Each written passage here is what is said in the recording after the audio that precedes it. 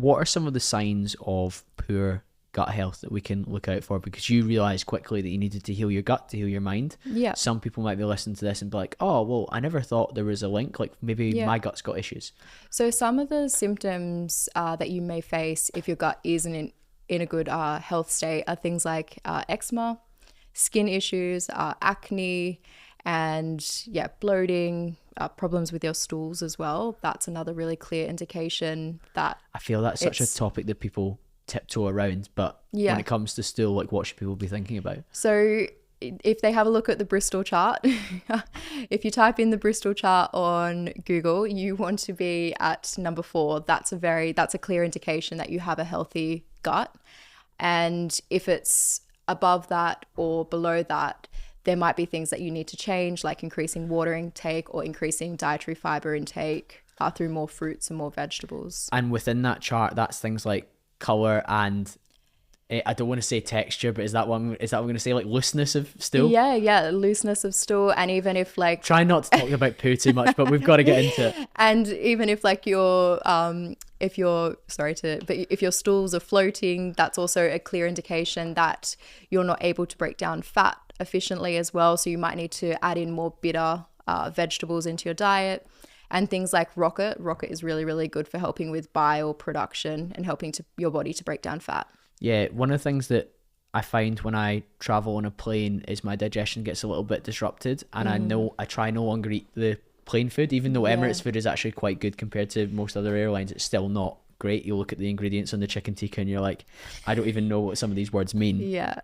But I, touch wood, have a pretty good digestive system. I look after my body. Yeah. The congestion that I have for the first couple of days when I land is quite noticeable, and I feel visibly slower and more like I feel like I'm assigning bandwidth to the pain in my stomach versus to the other things that I want to be doing. Do you have like a protocol that you go into when you go and fly? Is there something that last time I flew overnight, so it took off at 8 o'clock in Edinburgh and landed at 8 o'clock in the morning in Dubai. It's because of the time difference, like 3 to 4 hours, so it's like a 7-hour flight and then you lose a few hours.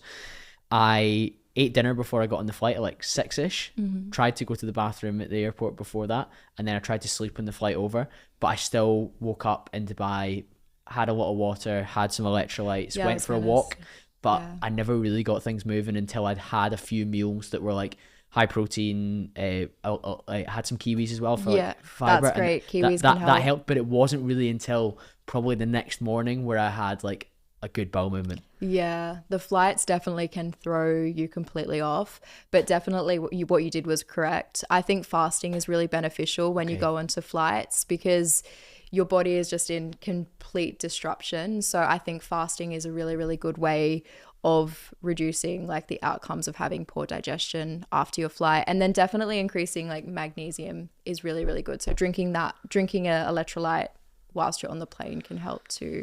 If somebody in the UK, which most of us are unless we're like awake to this stuff, has been eating like a pretty highly processed diet for a long time, what are some of the actions they can take to heal their gut and move forward? Yeah, so I think first of all, if you're having a lot of like problems with your gut, I think you need to like sit down and ask yourself like, what is it that you are wanting to achieve?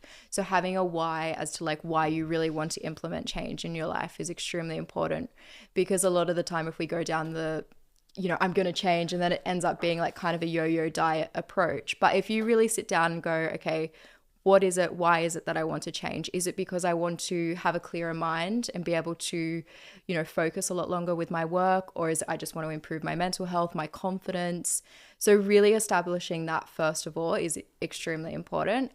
And after that, then it's obviously like you're on the journey. And when you do step off the journey, like just having that why to go back to. A North Star to hold tight to. Yeah, to hold tight to. But what I would say is really don't try to overcomplicate it. Just try and make it super, super simple, and so when you're formulating your meals, just try and include single ingredient foods. And single ingredient foods are things like, protein, so like chicken, eggs, if you're vegan, tofu, beans, legumes, etc.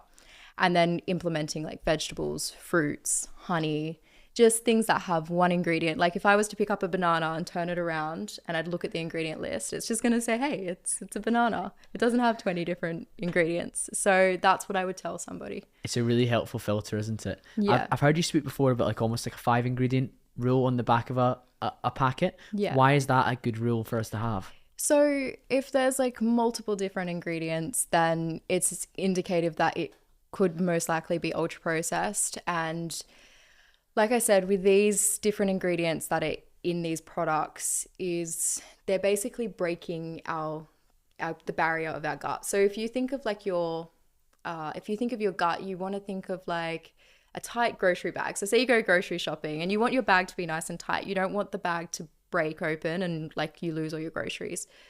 What happens over time if you're continuing to eat these ingredients? They're basically breaking this bag, and eventually things start to like seep into the bloodstream and they create systemic inflammation within the body. So basically that's why you don't want to go for longer than 5 ingredients, because it's accumulative over time. I think that's such a helpful point, but I also think that so many people will never take a sustained break from ultra processed foods. Yeah. So most people will have an element of this inflammation permanently. Yeah, and this leaky gut picture is huge. Like a lot of people are experiencing leaky gut. Yeah.